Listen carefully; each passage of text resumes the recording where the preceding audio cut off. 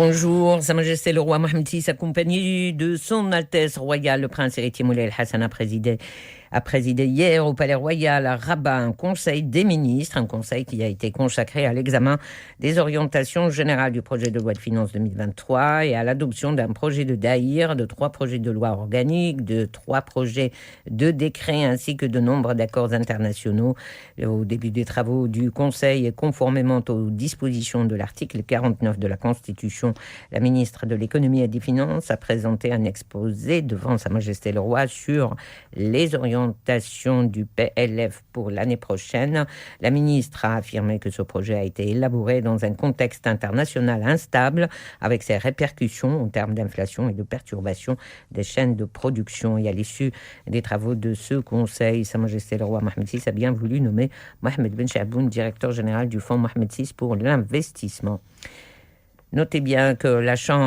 aussi que la Chambre des représentants a approuvé lors d'une séance législative le projet de loi cadre formant charte de l'investissement par 159 voix avec 2 abstentions et sans aucune opposition. Le texte a été présenté par le ministre délégué chargé de l'investissement, de la convergence et de l'évaluation des politiques publiques, Mohsin Jazouli, qui a souligné que ce texte structurant aspire à inverser la répartition actuelle entre investissement public et privé, conformément au contenu du nouveau modèle de développement, afin que l'investissement privé, qui constitue actuellement 1/3 de l'investissement global, atteigne les 2/3 à l'horizon 2035.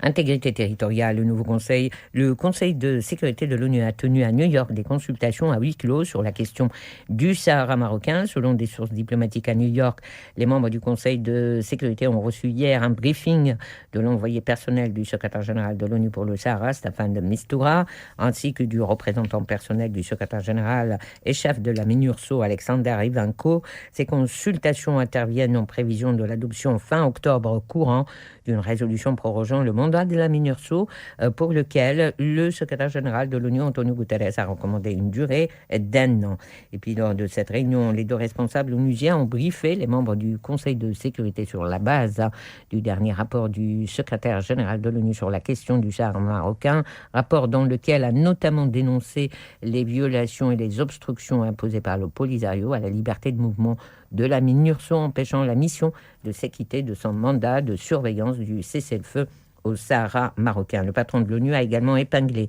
la détérioration de la situation des droits de l'homme dans les camps de Tindouf, relevant pour la première fois le recrutement des enfants soldats dans ces camps. Le patron de l'ONU a par ailleurs réaffirmé dans son rapport les fondamentaux du processus politique onusien, tel que préconisé par le Conseil de sécurité dans toutes ses résolutions depuis 2018, en se disant convaincu qu'une solution politique à la question du Sahara marocain est possible.